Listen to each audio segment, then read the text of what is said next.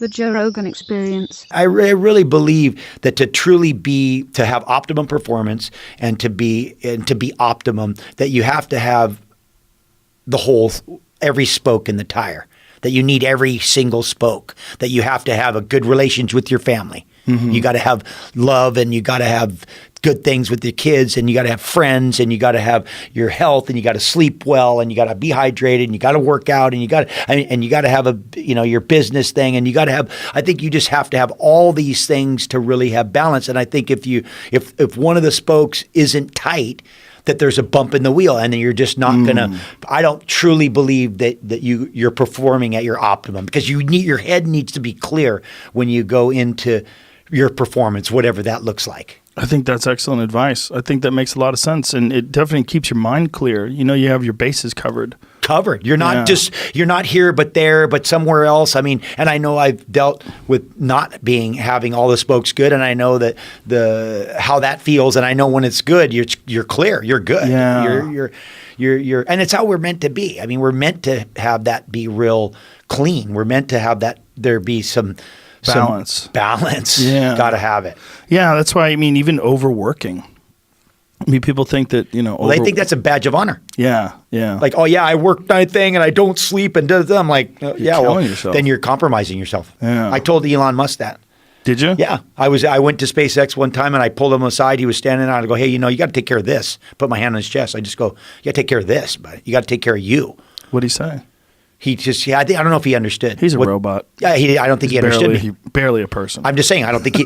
No, I don't think. I say that with all due respect and but I don't think he understood what I meant. I didn't. I felt like someone like that, if they were really taking good care of themselves, getting the right sleep, eating the right food, getting a workout, all those things. Imagine.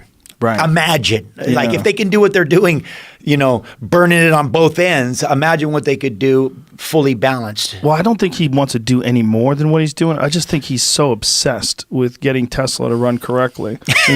When he was sleeping on the floor of the Tesla factory and working 17 hours a day, that's an insane person. He was just there all day long trying to make it work. And obviously it does work. They're amazing cars. Yeah. Everything's It's beneficial that this drive that he has, but I agree with you. Like, for overall enjoyment of life, that's not the way to go about it. Well, and I think you have a blockage there, though, too. I think if you can't pull back and look at it from a distance, when you're in it, I think you get too detailed, and then you can't, you can't be. I think it could be better because of that. I think maybe it'd be profitable.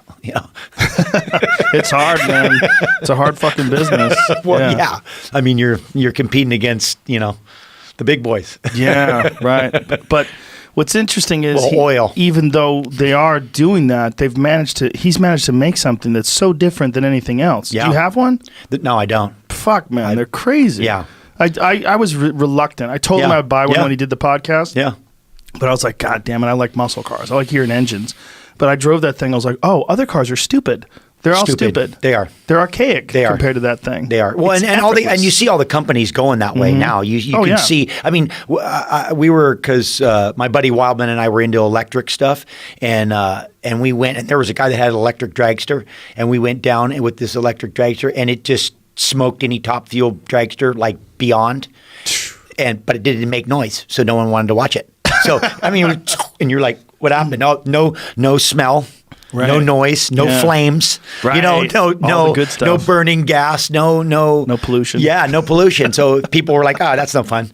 So yeah, but when you drive a Tesla, like I have the Model S, the P100D, I think that's what it's called. When you drive it, it's effortless. Like everything you just go where you want to go. Like, I'd like to be over there. It's like a video game. Yeah. Like all of a sudden you're over there. Well, you have to get used to it, because I've been in them and driven them. And it's interesting how the body has to acclimate to the acceleration, because you're used to that jolting, like that shifting, first gear, second gear, third gear, all that delay. Like it's like AC versus DC. Normal cars are like AC, a little gap between the power.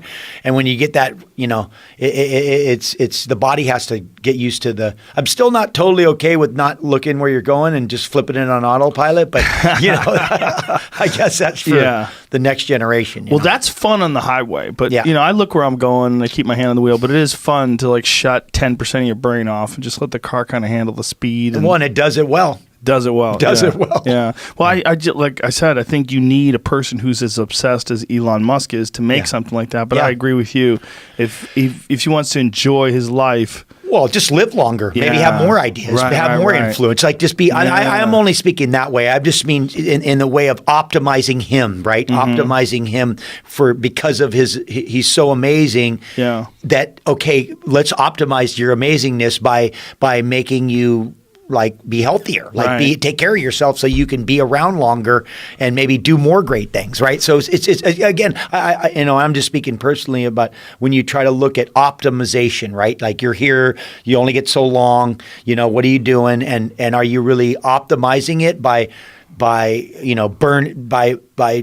taxing the system and not getting all of it out of it that but I guess in a way it's kind of like unhappiness. People use that as a workout. So that's that makes you tired and you get hungry and it's like, yeah, I guess there's always that. Well, it's the choices you make, right? Like sometimes you just get stuck in the momentum of the choice that you made, and it's very difficult to like take that pause and go, okay, am I doing this the right way? Maybe I need a reset. Maybe we need to just take some time and really consider if this is making me happy and how many years I'm going to be able to do this and sustain it. Yeah, well, that's a tricky thing, right? That's a self analyzing yourself and putting that up is. I think it's easier just to keep going the direction you're going. Just caffeinate, and take some Adderall, and keep hitting the gas. Go full speed.